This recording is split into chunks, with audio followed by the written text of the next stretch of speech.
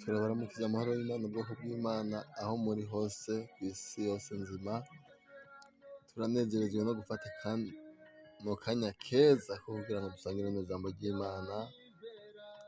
Turabahaye kaze kugira ngo dusangire ano majambo y'Imana tubona muri Zaburi igice c'146. Dore kuno murongo wa mbere haravuga hati: mutima wanje nushime Uhoraho, nzokwama nshima Uhoraho nkiriho, nzokwama ndirimbira Imana yanje ishimwe ngihumeka. Ntimukishimire abahambaye canke umwana w'umuntu n'umwe canke tuhasuramwo kuno murongo wa gatatu uravuga ati: ntimukishimire abahambaye canke umwana w'umuntu n'umwe, ataco yoshobora gukiza. Impwemu ziwe zimuvamwo, akisubirira mw'ivu ryiwe. Uwo musi nyene imigabo yiwe igashira. Hahigwa ufise Imana ya Yakobo kumutabazi wiwe, akizigira Uhoraho Imana yiwe. Niwe yaremye ijuru n'isi, n'ikiyaga n'ibiri muri vyo vyose. Agumya ukuri gushitsa ibihe bidashira. Acira imanza impahazwa, agaburira abashonje ivyo kurya. Uhoraho niwe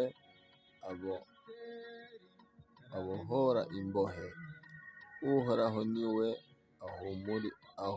ahumura impumyi. Uhoraho niwe yemesha abahetamye. Uhoraho niwe akunda abagororotsi.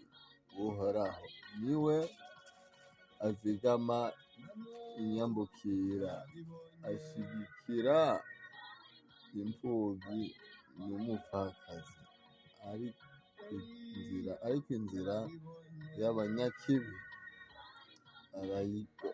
arayigoreka. Uhoraho azohora ahangamye, ukurunganwe ruzogenda rukurikira Burundi. Imana yawe Siyoni izohora ihangamye ibihe vyose. Haleluya! N'aya majambo meza cane turiko turasangira, amajambo atubwira ku murongo wa mbere ati: mutima wanje nushime Uhoraho, nzokwama nshima Uhoraho nkiriho. N'amajambo atwereka yuko dukwiye gushima Imana yaturemye ubu tukiriho. Tuvuga tuti: Mana yanje shirwa hejuru. Aho uri hose wumve wotanga amashimwe uha Imana yakuremye. Wumve wotanga amashimwe uha Imana igenda ikuzigama ku musi ku musi. N'aya majambo y'Imana turiko turasangira kano kanya keza aduhamagarira guha amashimwe Imana, kwereka Imana vyose yuko wewe ico waremeye ari kuyihimaza no kuyitazira. Umurongo wa kabiri nuvuga uti: nzokwama nshima Uhoraho nkiriho, nzokwama ndirimba Imana yanje ishimwe ngihumeka. Ntimukishimire abahambaye canke umwana w'umuntu n'umwe, ataco yoshobora gukiza. Impwemu ziwe zimuvamwo, akisubirira mw'ivu ryiwe. Uwo musi nyene imigabo yiwe igashira. Hahirwa uwufise Imana ya Yakobo k'umutabazi wiwe. Kizigira Uhoraho Imana yiwe, niwe yaremye ijuru n'isi n'ikiyaga n'ibiri muri vyo vyose. Agumya ukuri gushitsa ibihe bidashira. Acira imanza impahazwa, agaburira abashonje ivyo kurya. Uhoraho niwe abohora imbohe. Uhoraho niwe ahumura impumyi. Uhoraho niwe yemesha abahetamye. Igicubahiro cose tubishize kuri c'Imana ubugira kandi. Ni Imana idukunda, ni Imana itwitwararitse, ni Imana ibana nacu muri vyose, ni Imana ikwiye amashimwe n'icubahiro. Ndumva aho woba uri hose wovuga ati Mana ndakudugije ishimwe n'icubahiro, ndavyuzuye n'inkorera ku munsi ku munsi. Reka icubahiro cose tubishize kuri cawe Mana. Yisana kano kanya aya majambo adutwibutsa yuko icubahiro cose tubishize kuri c'Imana.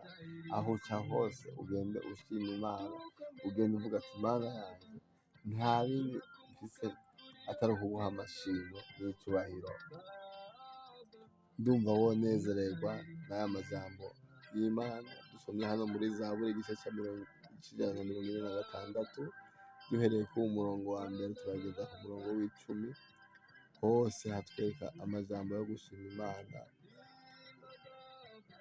Wumve wo shima Imana, wumve wo himbaza Imana, wumve wo tazira Imana, wibutse ivyo igenda igukorera, wibutse ukuntu igenda iguhezagira, wibutse ukuntu igenda ikuzigama.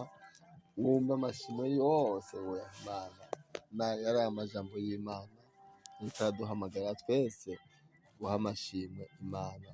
Ivyo ugenda ucamwo vyose wumve ari Imana ikwiye gushirwa hejuru, wumve ari Imana ikwiye guhabwa amashimwe n'icubahiro. Kari aka kanya keza ko kwiyumvira ku Mana, ukuntu idukunda, ko kwiyumvira ku bushobozi bw'Imana, ukuntu igenda ituzigama, igenda itugaburira, igenda iturinda, igenda iduhezagira, kugira ngo tubone gufata umwanya mwiza wo kwiha amashimwe natwe abo twaremye. Abaremwe nayo duha amashimwe Imana n'iyishoboye vyose. Wiyumvira ku rukundo Imana igukunda, wiyumvira ukuntu ikugaburira, ukuntu ikwambika, ukuntu ikuvura. Ivyo vyose bigutera amatsiko yo gushima Imana, yo guhimbaza Imana, yo kuvuga ati Mana yanje nta wundi akwiye amashimwe n'icubahiro atari wewe Mana wandemye. Reka icubahiro cose kibishize kuri c'Imana. Mugire umugisha aho muri, mwarahezagiwe. Shalom, shalom.